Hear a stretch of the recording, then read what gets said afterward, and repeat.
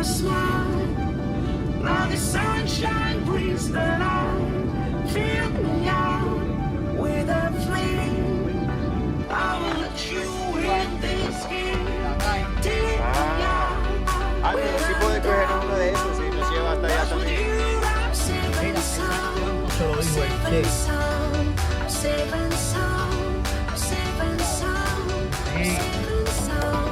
Jugaba béisbol y básquetbol.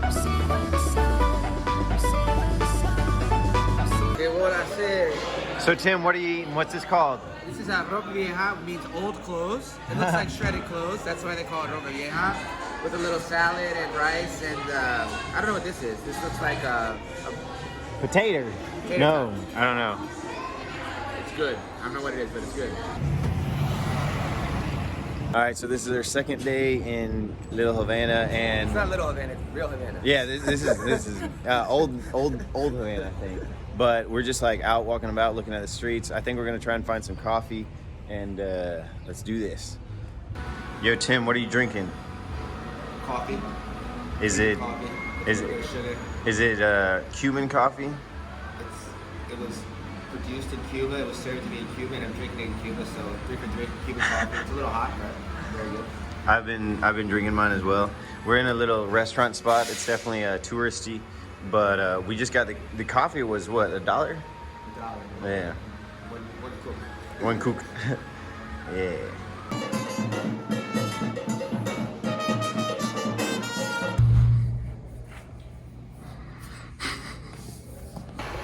Okay guys, so we are now in central downtown touristy Havana. We're close to the Capitol building. All the fancy hotels are around here. This is the Central Park, Parque Central. And the big thing that you're gonna notice here is all the nice classic cars are around here. No, gracias. Gracias. All the nice classic cars are gonna be right around here. You can see pretty much what's the situation? These classic cars were like coming in from the States up until 1960. They stopped being able to send them in, and so therefore they had to keep and maintain and restore all of these older models. They've actually done a pretty good job of that. They're in pretty good shape. I guess it's also absolutely necessary that they do that. But they're now being used as taxis. It's about $5 if you want to go ride anywhere. We got one yesterday. It was a cool experience. Good times. All right, guys. So we're in my apartment in La Havana. My Airbnb is not my apartment.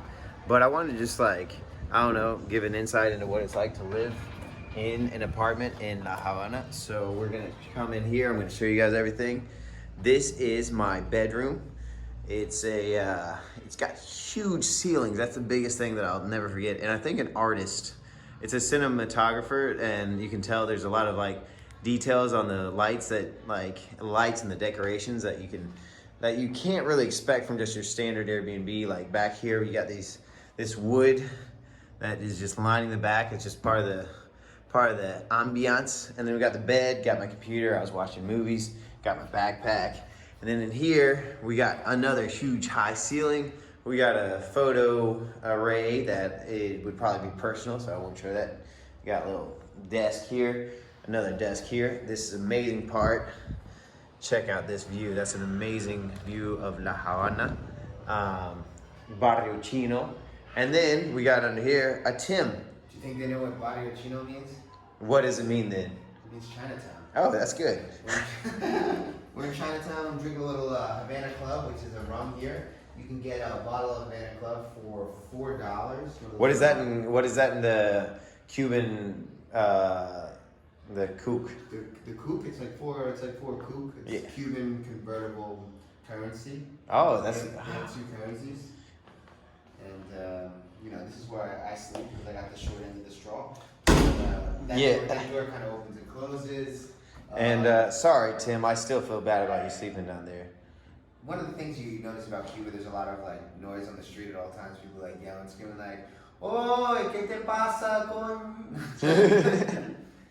But yeah, I guess it was an artistic type of like, I don't know, workstation or like a place to sit. And then we got back here. Another interesting thing here is you'll see every little outlet has a marking as to whether it's 110 volts or 220. We got a microwave that's only 110. We got a fridge that's gonna be 220. And then we got the little stove. We got the water. I have not been drinking out of the water, just haven't been feeling that adventurous. We got a washing machine, and that's also gonna be at 220 volts. No, 110, I'm sorry. We got the hot water heater, which is fascinating to me. But yeah, we got a lot going on there. So that's a 220 volt hot water heater.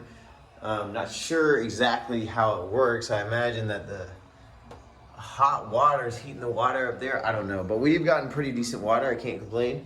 And then we got the bathroom. We got 2 tanks up here, which is most fascinating. There's 2 big tanks. Then we got the shower. I got to turn that off because it's still running. Got the bathroom, standard bathroom, and then another tank. And I imagine that there's even more tanks up top. But at the end of the day, I just want to make this video so you guys would know what an apartment is like in Cuba. So there's that. Hope you enjoyed it.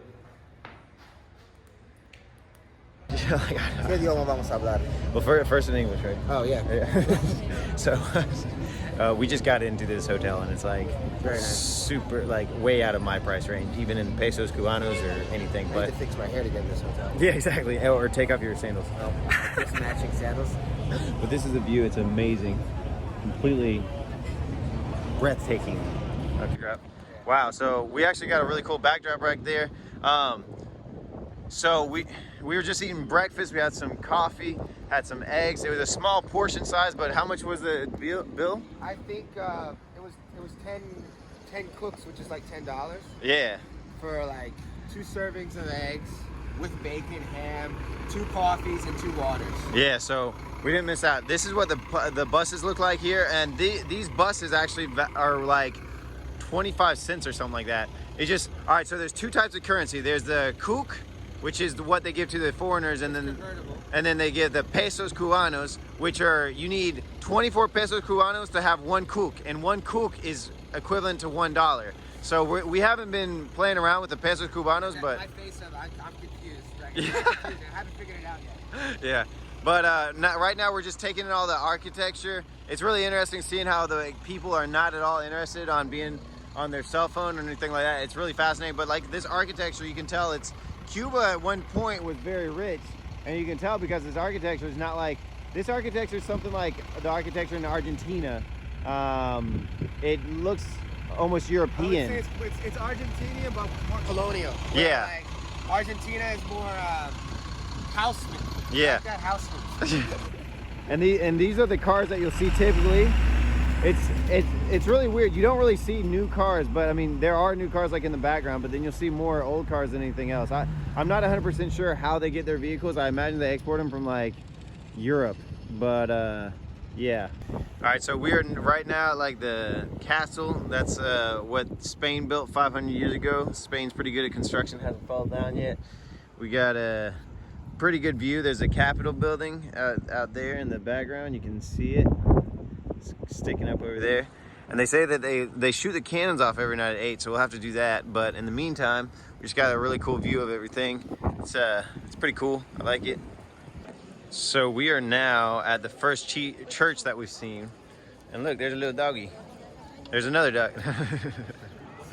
And so there's not that many churches. You would think that there'd be more, but because most like Latino or countries in Latin America, I guess Cuba is different, but the Spanish influence in most Latin American countries leave a lot of churches everywhere, and this is the first one that we've actually seen. But it still has a similar architecture than what you'll see in the rest of South America and Central America. So it's pretty interesting. And then there's a bell tower up there. Yeah. Yo, so Tim, what are your impressions of where we are right now? So right now we're in this little square at the end of Boulevard Obispo, Uh-huh. and it kind of feels like the 50s. I feel like look at that. Well, actually, that's Ernest Hemingway. I don't know if you know, but Ernest Hemingway used to live here. He wrote Old Man in the Sea here. I actually did not know that. That's fascinating. Thank you. And well, that's Obispo. And that's like the tourist street. There's a bunch of tourists all through that street right there. I think this whole area is tourist, but that was the biggest like Wave, bunch yeah, of yeah. tourists tour. Where we saw like American brands. We saw stores that were like definitely not like any other of the stores here. Well, we just saw stores. We haven't been seeing stores at all. That was the first like store I saw that wasn't like a souvenir shop or a place to get some food. And that hotel looks pretty impressive. That's the Hotel Gran Manzana. Gran Hotel Manzana. It's definitely right out of the 50s. Yeah. I love the little balconies that they have here. People just kind of like hang out of their window and I guess spy a little bit on the people. There's like not much to do. It's like, you know, what else are you gonna do? But it's essential life. El Piña de Plata. Oh, yeah, so this is fascinating. I'm loving this. Very recommended. All right, so Timsy, we just got some frituras. They are they came out really cheap. We got them for a Cubano peso each, which is a very competitive price. But they're amazing, and they wrap them in paper. And yeah, I like it. That makes 0 sense. Hey Tim, so what'd you think about the non-touristy part? Well, it's much different. I don't think they're used to seeing that many tourists, and we definitely stood out like a sore thumb. People came up to us, oh, where are you from? I think they wanted to give us a little guided tour, maybe give them some money, which I have no problem with, but we only brought out like 20 cooks, which is like $20, and we want to get some food at a little establishment, a little ropa vieja. But like, you can just tell it looks a little bit different. There's not that many shops to buy things here. When we were on Obispo, it's full of tons of shops, like nice little bars. But here, And it feels like it's got that capitalist touch, you know. And this area definitely doesn't. This area is kind of like, you know, you see the rope hanging. capitalism has not touched. Yeah, nobody has washer or dryers. At least everything dries out the window. Well, in Brazil, no one has dryers. Oh yeah, well in Colombia neither, but I think all tropical countries, you don't really need dryers. yeah, sounds about right. So this might be one of those local stores that I was talking about. All right, guys, so that was my first video here in Cuba. I'm gonna be making these videos, and then from here we're going to Mexico, Colombia, Argentina, Chile, and Brazil. So good stuff coming up.